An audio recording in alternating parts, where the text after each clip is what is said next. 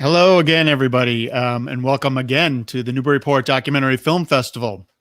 This is the next. This interview that we're going to be doing now is the next in our ongoing series of Newburyport Doc Film Series events outside of our festival. We just concluded our 17th annual film festival in September. Thanks to so many of you who joined us one way or the other, in person or online, for that. We're thrilled to have this next film with us next month on November 13th, locally at the Screening Room in Newburyport. The film will be screened at 1 p.m. that day.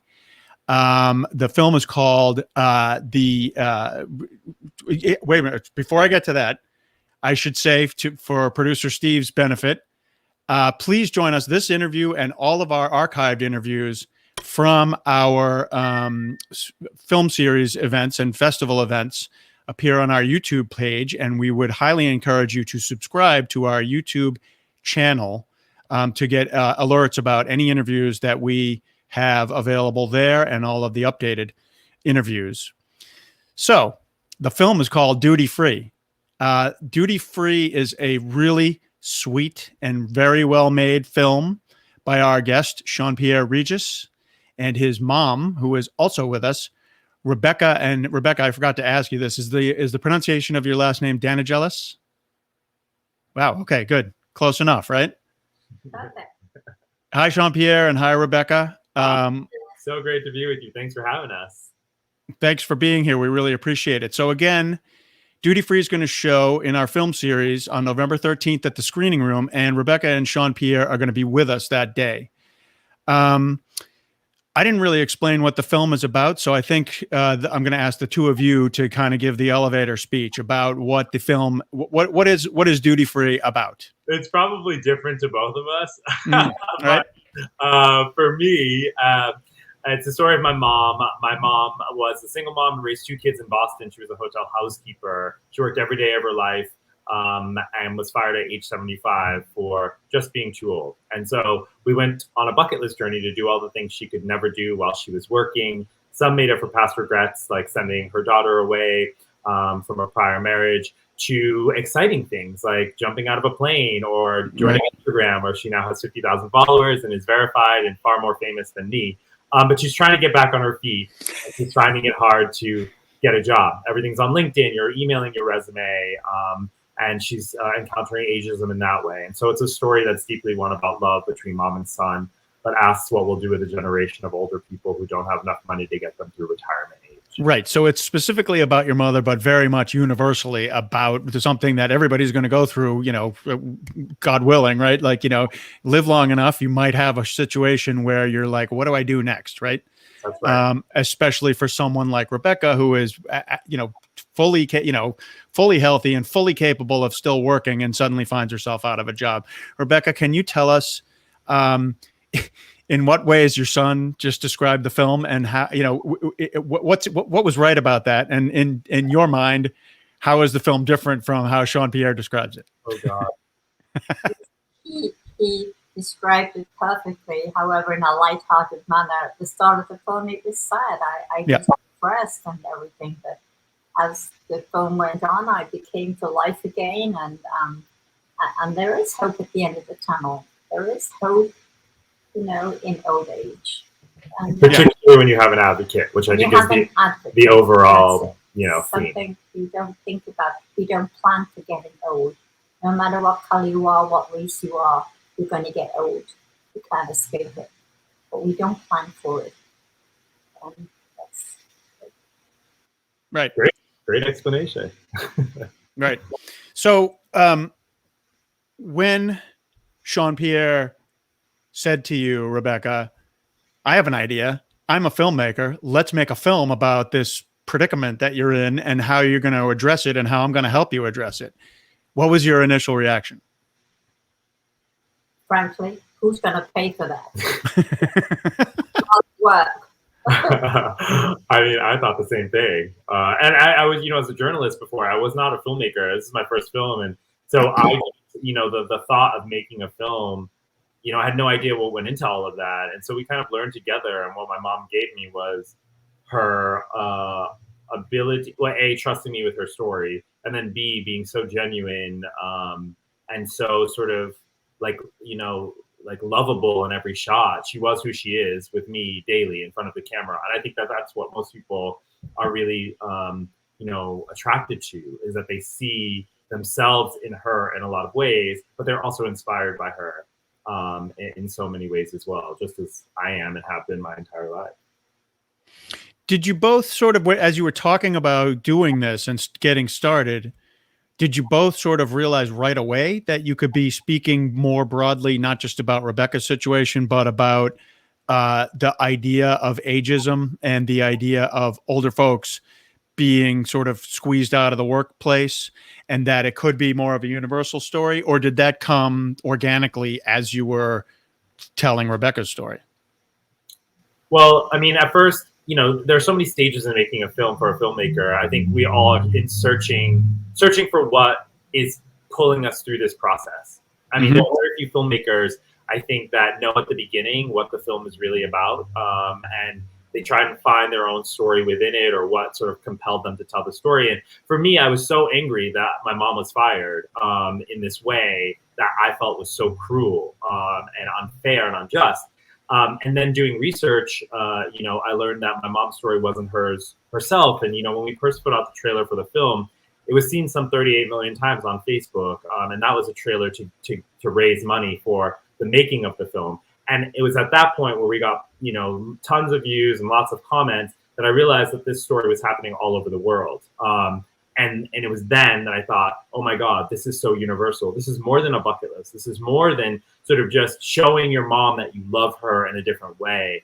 This is like, this is a sort of a crisis that we are in. And so that became the challenge of the film, which was, how do you show this, universal crisis in a way, but also make sure that the film remains hopeful, that you can get butts in seats with the bucket list, but also talk about the real meaty issues, which are ageism, economic insecurity in particular. Right. So, producer Steve, are you ready with the trailer? Do you want to do that? So, Sian-Pierre, you mentioned 38 million people watched it before you even completed it, when you were in the fundraising part of the process. So let's take a look at the trailer. This is my mom, Rebecca. Hello. She raised me and my brother in a tiny apartment. To make ends meet, my mom spent 50 years as a hotel housekeeper, and she always assumed she'd have a job. Smile! When I went to college, she cashed out her savings to put me through school. Then all of a sudden, her story took a turn. I just got fired. They want me out. I've seen it happen with other people in my age group. Her story was more universal than we could have ever imagined. There ain't no reason anybody's gonna hire somebody that's 75 years of age. I want you to write out a list of all the things you could never do, kind of like a bucket list, and I want to do them. I couldn't get my mom a job, but what I could do was tell her story. Mom, you are on the homepage of USA Today. Wow. Hello from Sri Lanka. Sri Lanka, India, China, Argentina, reaching out, understanding the story. One of the great joys of being a mother is to see love come out in simple ways. 77! You have one chance at life. For God's sake, live it the way that makes you comfortable. Let's see your best hip-hop move. It doesn't matter what anybody else thinks. This is your life.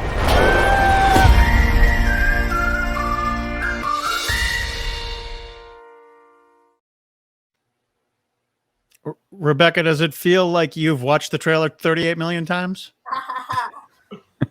Different versions of it. Yes, indeed. So that was actually our second trailer. We released the first trailer to raise money for the Kickstarter, and we raised $60,000, which really kickstarted this entire journey. And then that was our most recent trailer with all the new footage and all of that we released over Mother's Day when we were in 30 theaters across the country. Right. Another question for Rebecca.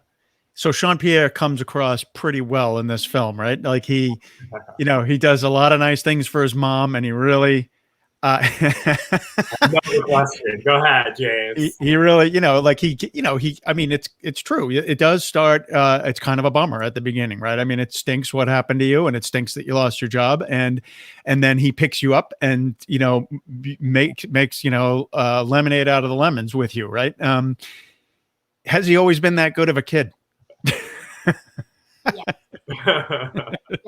Not just because he's sitting right there and you're sitting in his apartment. No, he has always been a kind person and always wants to make you laugh. And really, he's worked hard. He's worked hard at everything. He's taken opportunities. He's studied hard. He's worked hard, and he's always made me proud. Always. No, thanks. Yeah, we've always been tight. At the beginning of the film, I say we were all we had in a lot of ways, and you kind of learn more about why within the film. But it's true. We were a team, and we always have been a team. So, right. So the film is screening on November 22nd on Independent Lens on PBS. However, we've been talking to you since earlier this year about bringing the film here to Newburyport for a screening. And I know you've done lots of other screenings. You just mentioned some of them, the Mother's Day in many theaters and all of that. But we're thrilled to have you both coming to Newburyport to talk to the audience after our screening on the 13th. And, we hope that doesn't put a ding in your PBS viewership. I don't think it'll put a huge ding in that viewership, but we're really thrilled to have you coming here to talk to us live just before you get that kind of national exposure on PBS. Sian-Pierre, can you mention quickly, you just also did another pretty big screening that you mentioned to me before we got started here. You want to tell us about that?